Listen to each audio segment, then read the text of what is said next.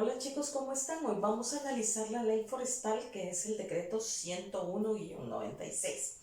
Vamos a empezar diciendo que esta ley empieza definiendo cuál es su propio objeto. Y dice que como parte de su objeto es declarar de urgencia nacional la conservación de los bosques existentes y la reforestación del país.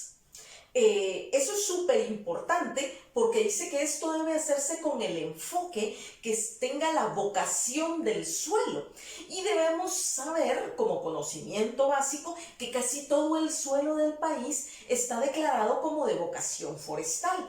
En ese sentido pasa a ser importantísimo reforestar casi todo el país. Dice que para realizar estas reforestaciones se debe tener en cuenta el clima, se debe tener en cuenta los medios socioeconómicos y el desarrollo integral de todas las comunidades. Adicionalmente dice que es objeto de esta ley proveer a toda la nación de productos de carácter forestal, y que se debe tomar en cuenta para el uso racional de estos bosques tanto el potencial biológico como el económico que tengan estos bosques. ¿Qué está haciendo la ley al contraponer el potencial biológico y el económico? En algunas ocasiones prevalecerá el potencial biológico y entonces estaremos hablando quizá de áreas protegidas o de especies de árboles protegidas, y en otras ocasiones el potencial económico,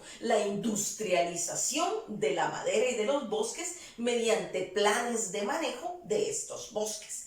Y dice que esta ley le aplica no solo a los terrenos cubiertos de bosques, sino también a aquellos terrenos considerados de vocación forestal, aunque no tengan ningún bosque en ellos. Eso es importante porque nos dice que esta ley se aplica incluso a donde no hay bosques. Otra cosa es que es importante para esta ley la conservación de los terrenos nacionales que tengan bosque o que sean de vocación forestal. Por supuesto que esta ley establece que se pueden utilizar los bosques y se puede industrializar o comercializar la madera.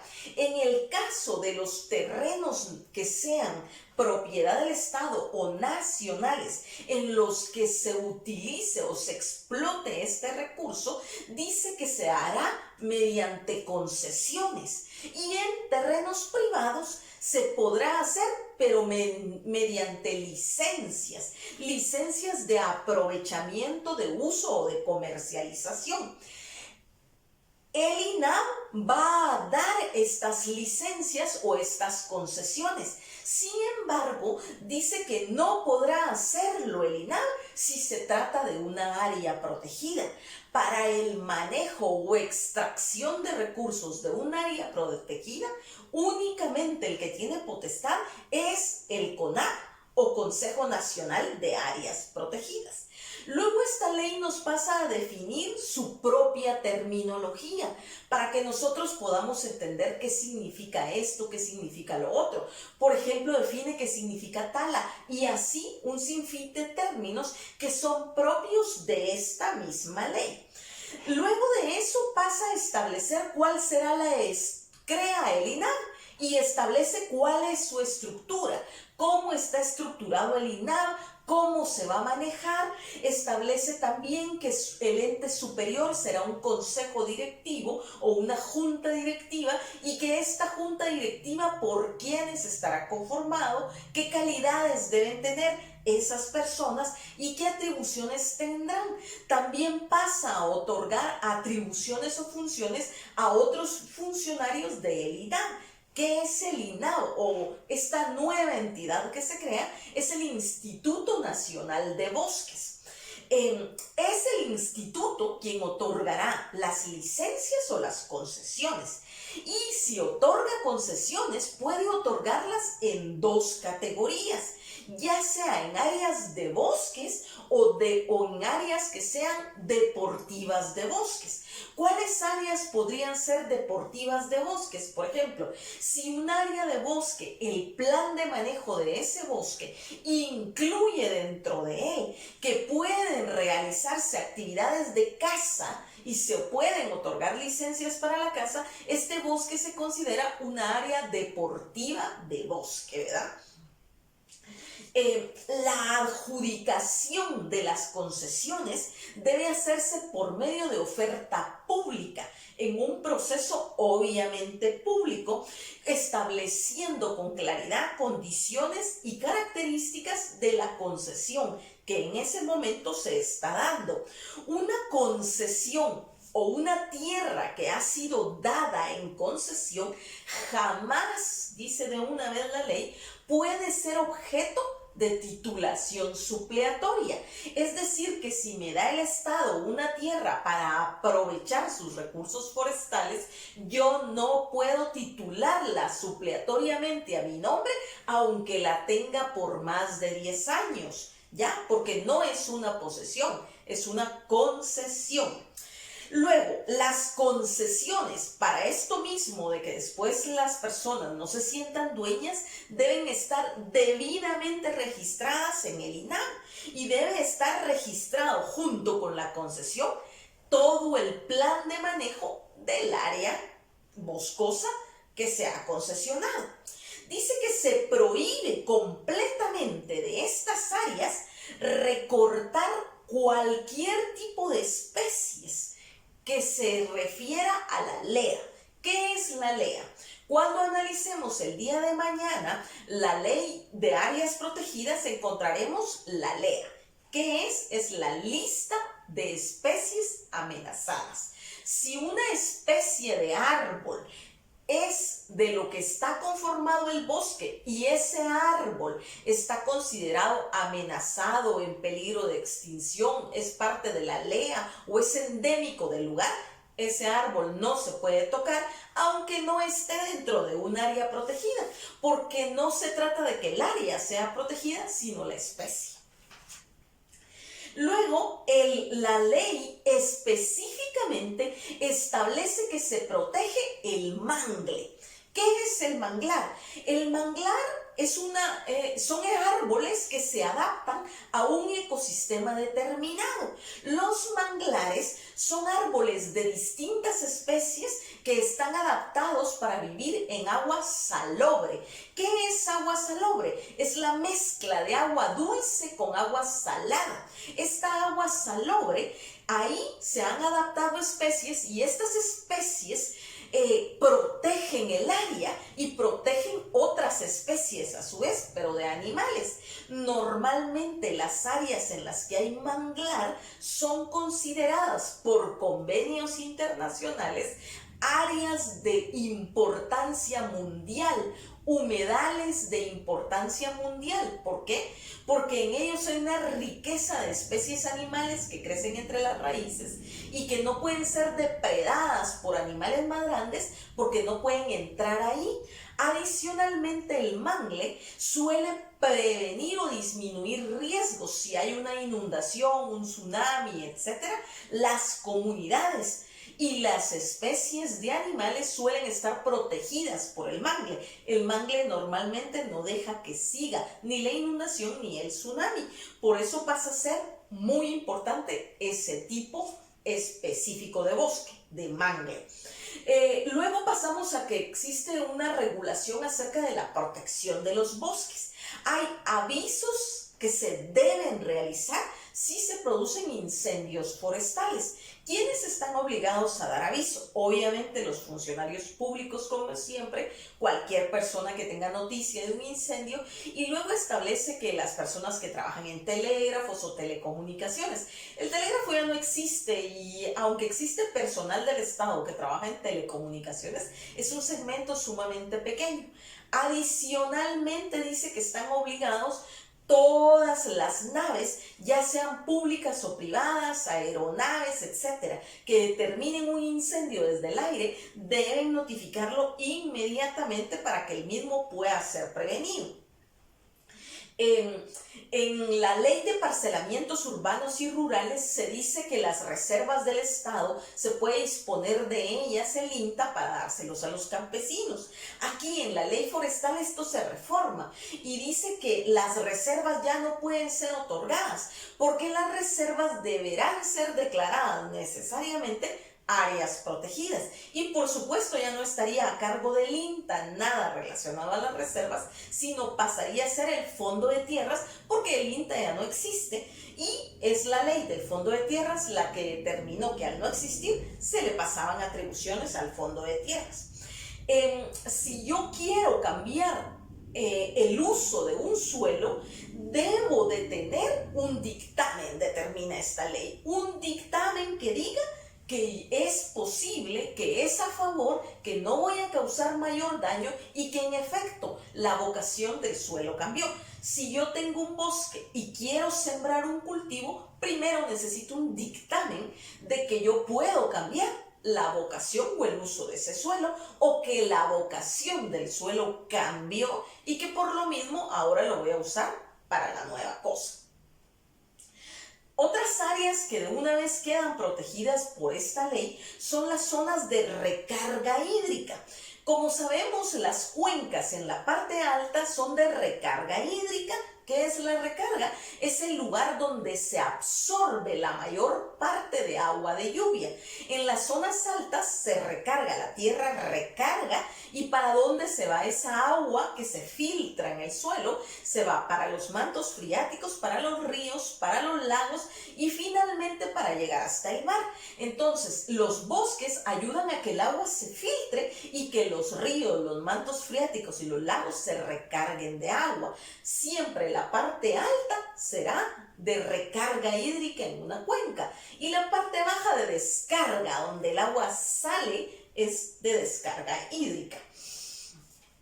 Esto debe tener un manejo apropiado y debe de realizarse de manera especial, considerando que es área de recarga el manejo de estos tipos de bosques. Las licencias para aprovechamiento se pueden otorgar siempre y cuando se cumplan con todos los requisitos y se establece el proceso debido para obtener una licencia de aprovechamiento. Las licencias deben otorgarse solo conforme lo establezca el plan de manejo de cada área y el plan de manejo a su vez debe ser realizado por un profesional o un técnico.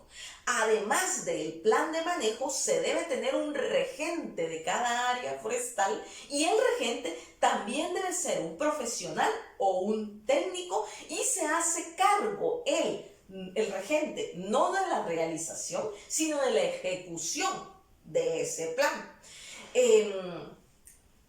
Hay distintos tipos de pagos que se realizan cuando yo solicito una licencia. Para poder que se me otorgue una licencia, yo necesito realizar unos pagos. Sin embargo, la ley también establece determinadas excepciones o exenciones en las que no es necesario realizar ningún pago por el aprovechamiento o manejo forestal. Dice que las municipalidades pueden otorgar licencias forestales siempre que se trate de aprovechamiento forestal dentro de la jurisdicción del municipio y de aprovechamiento menor a 10 metros cúbicos de madera. Donde sea que se me otorgue una licencia para algo que yo necesito, si se me otorga una licencia y yo puedo talar, quedo obligado a reforestar. No en el mismo lugar necesariamente, puede ser en otro, un lugar de igual tamaño al que estoy deforestando. Y además debo cuidar la plantación por 4 años al menos para asegurar o garantizar que sí se reforeste una área similar a la que yo deforesté. La obligación que se me impone de reforestar debe garantizarse y se garantiza de distintas maneras, incluyendo la hipoteca. Sin embargo, también existen exenciones que se dan a la obligación de garantía y también están debidamente determinadas por esta ley. Dice que el Instituto Nacional de Bosques debe coordinarse con la municipalidad de cada lugar para tener personal, tanto en la municipalidad, que no será del Instituto Nacional de Bosques, y del Instituto Nacional de Bosques, que coordinen de forma conjunta acciones para la procuración de estos bosques, pero no solo para su procuración y resguardo, sino para vigilar que todo el manejo de estos bosques se realice conforme la ley y los planes de cada área. Es como debe de realizarse. Adicionalmente a esta vigilancia que realizan las municipalidades, el INAH debe ser quien supervise y asista a verificar aserraderos y aduanas para ver que utilicen únicamente la madera que tiene debidamente su documentación de uso, aprovechamiento o comercialización. Si en zonas donde se quieran establecer hidroeléctricas y que para ese establecimiento sea necesaria la deforestación, deben contar con un estudio de prefactibilidad que por supuesto debe realizarse por un profesional en la materia. Adicionalmente, esta ley contempla incentivos forestales, es decir, pequeños estipendios que se dan en el caso de que tú te decidas a reforestar.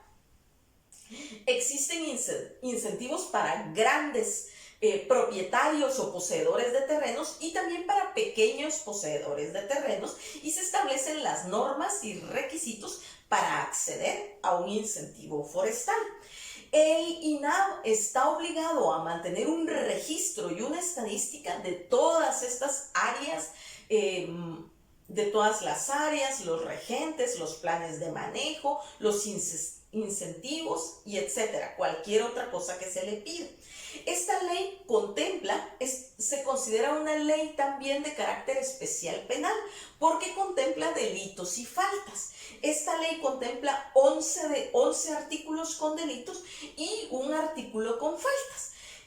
Los artículos con delitos empiezan a determinarse en el artículo 92, que es un delito que consiste en los verbos rectores de talar, aprovechar, extraer más de 10 metros cúbicos de madera sin licencia. Esos son los verbos rectores y las circunstancias que sea más de esa cantidad y sin licencia. El 93 establece el artículo 93 establece el incendio forestal.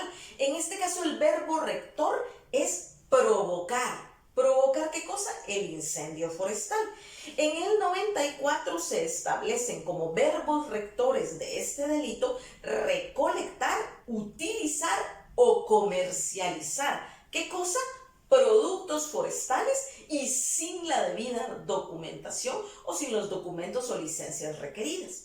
Luego pasamos al artículo 95, que es un delito contra el patrimonio nacional forestal.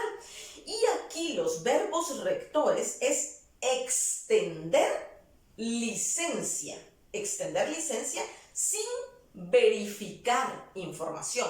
Esos son los dos verbos, que yo extienda la licencia sin haber verificado, dos verbos rectores. Y luego el 96 está la falsificación de documentos. Aquí los verbos rectores son presentar, alterar, insertar o hacer insertar. ¿Qué cosa? Información, si se trata de insertar o hacer insertar, y presentar o alterar documentos. ¿Cuáles documentos? Documentos de carácter forestal que me avalan para algún tipo de aprovechamiento, pero que están falsificados. El 97 establece incumplimiento del plan forestal. En este caso el verbo rector es dañar. ¿Por qué dice quien dañe? Por no cumplir con el plan forestal, el verbo rector es dañar, y dañar ¿de qué manera? Por incumplimiento del plan forestal.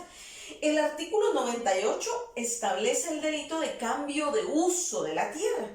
Y esto aquí, el verbo rector es cambiar.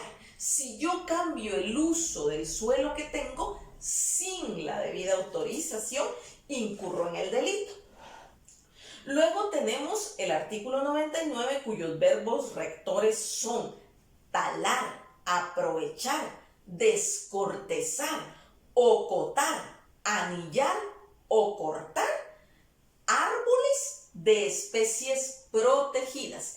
Es decir, que si una especie se encuentra protegida y yo realizo cualquiera de estas acciones que está determinada como verbo rector, incurro en el delito, aunque no se trate de una plantación de carácter forestal o dentro de un área protegida, porque aquí lo que está protegido es la especie. Y luego pasamos al 100, que se refiere a exportar madera en dimensiones prohibidas. Aquí el verbo rector está claro y es exportar. ¿Qué cosa? Madera en dimensiones que no están permitidas por la ley. Luego está la falsedad de regente. Y aquí el verbo rector es incurrir. ¿Incurrir en qué? En falsedad. ¿Y quién? Solo el regente. ¿Quién es el regente? El que está a cargo de las acciones que se ejecutan dentro de cada plan forestal. Por último, tenemos el delito que está contemplado en el artículo 102, que es de negligencia administrativa. En este caso va únicamente para los funcionarios públicos que caigan en incumplir los plazos que les establece la ley y los reglamentos. Y luego vamos a las faltas, que son asuntos de menor categoría y que están contempladas en el artículo 103. Cualquier duda que tengan me pueden contactar, por favor, pero lo que vale un punto no son las dudas, sino el aporte que me hagan o el hallazgo que encuentren de la ley forestal y que me lo pongan. Tienen hasta el siguiente jueves para enviar su aporte. Muchas gracias, chicos, se cuidan.